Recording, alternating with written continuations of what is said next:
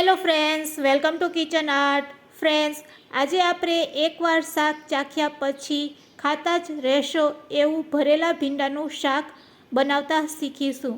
ભરેલા ભીંડાનું શાક હવે ક્યારેય ચીકણું નહીં બનશે જ્યારે તમે આ નવી રીત સાથે બનાવશો. વળી આ શાકને તમે ટિફિનમાં પણ આપી શકો છો. ખૂબ જ ઓછા સમયમાં આ શાક બનીને રેડી થશે. તો ચાલો હવે આપણે રેસીપી શીખીશું. રેસીપી સારી લાગે તો લાઈક અને શેર કરજો. અને જો તમે મારી ચેનલ ઉપર નવા હોય અને મારી ચેનલને હજુ સબસ્ક્રાઈબ ન કરેલ હોય તો સબસ્ક્રાઈબ કરી બાજુનું બેલ બટન દબાવવાનું ભૂલશો નહીં, જેથી કરીને તમને મારા નવા વિડીયોનું નોટિફિકેશન મળતું રહે. તો સૌપ્રથમ આપણે ફ્રેશ અને એકદમ નાની સાઇઝના ભીંડા પસંદ કરીશું. આ ભીંડાને આપણે સારી રીતે પાણીથી ધોઈ લેશું અને પછી કોરા કરી લેશું. કોટનના કપડાથી લૂછવાથી ભીંડા એકદમ કોરા થઈ જાય છે. ફ્રેન્ડ્સ, ભરેલા ભીંડાનું શાક જ્યારે પણ બનાવો ત્યારે ભીંડાની સાઇઝ નાની હોય તેવી પસંદ કરવાની.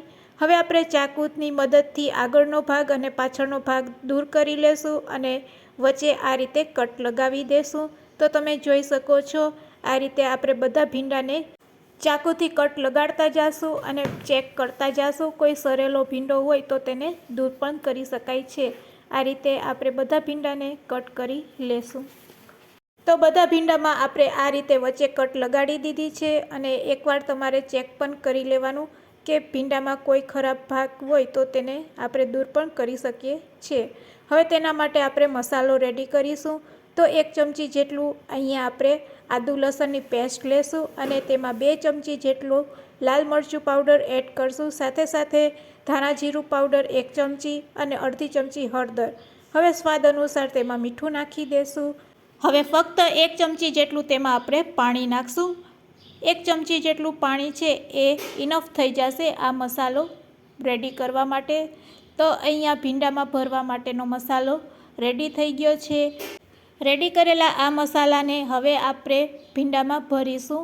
ફ્રેન્ડ્સ, આ રીતે મસાલાવાળું ભીંડાનું શાક તમે ક્યારેય ટ્રાય ન કરેલું હોય તો એકવાર જરૂરથી ટ્રાય કરજો.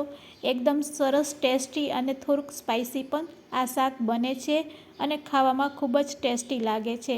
તો બસ હવે આપણે હાથેથી જ આ રીતે ભીંડામાં થોડોક મસાલો ભરતા જાશું અને બધા ભીંડાને ભરીને રેડી કરી લેશું. તો ફ્રેન્ડ્સ, તમે જોઈ શકો છો કે હવે આપણા બધા ભીંડા છે એ ભરાઈને રેડી થઈ ગયા છે. બસ આ રીતે થોડોક મસાલો જ આપણે ભીંડામાં ભરીશું, જેથી કરીને બધો મસાલો છે એ આપણા બધા ભીંડામાં ભરાઈ જશે. તો અહીંયા આપણે ભીંડા ભરીને રેડી કરી લીધા છે. ફ્રેન્ડ્સ, હવે આ ભીંડા બિલકુલ ચીકાશ ન રહે તેના માટે હવે આપણે સ્ટીમ કરીશું. તો ગેસની ફ્લેમ ચાલુ કરીને સ્ટીમરમાં આપણે થોડુંક પાણી ગરમ કરી લેશું. હવે તેના ઉપર આપણે કાણાવાળી પ્લેટ રાખી દેશું અને તેના ઉપર આપણે ભરેલા ભીંડાને સેટ કરી દેશું. ફક્ત 5 થી 7 મિનિટમાં આપણા ભીંડા છે એ બફાઈને રેડી થઈ જશે. તો હવે તેને આપણે ઢાંકી દેશું અને હાઈ ફ્લેમ ઉપર 5 મિનિટ માટે રાખીશું. 5 મિનિટ થઈ ગઈ છે તો ચાલો હવે આપણે ચેક કરી લેશું. તો ફ્રેન્ડ્સ, સરસ આપણા ભીંડા છે એ બફાઈ ગયા છે. તમે ચાકુથી પણ ચેક કરી શકો છો અને જોતાં જ ખબર પડી જાય છે. તો હવે આપણે ગેસની ફ્લેમ બંધ કરી દઈશું અને 5 મિનિટ માટે ભીંડાને રેસ્ટ આપીશું, જેથી કરીને ભીંડા છે એ ઠંડા થઈ જાય. હવે આપણે ગેસની ફ્લેમ ચાલુ કરીશું અને એક કડાઈમાં તેલ ગરમ કરીશું. તેલ સારું એવું ગરમ થઈ જાય એટલે તેમાં આપણે જીરું એડ કરીશું. તો અહીંયા તેલ ગરમ થઈ ગયું છે. હવે આપણે અડધી ચમચી જેટલું જીરું એડ કરી દઈશું.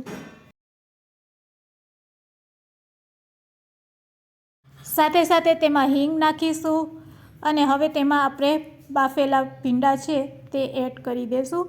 તેલમાં ભીંડાને એડ કરવાથી ભીંડા છે એ એકદમ સરસ ફ્રાય થઈ જશે. તેને એકવાર ચમચાથી પણ હલાવી લેશું અને હવે તેમાં આપણે 1 મીડિયમ સાઇઝનું સમારેલું ટમેટું એડ કરી દઈશું.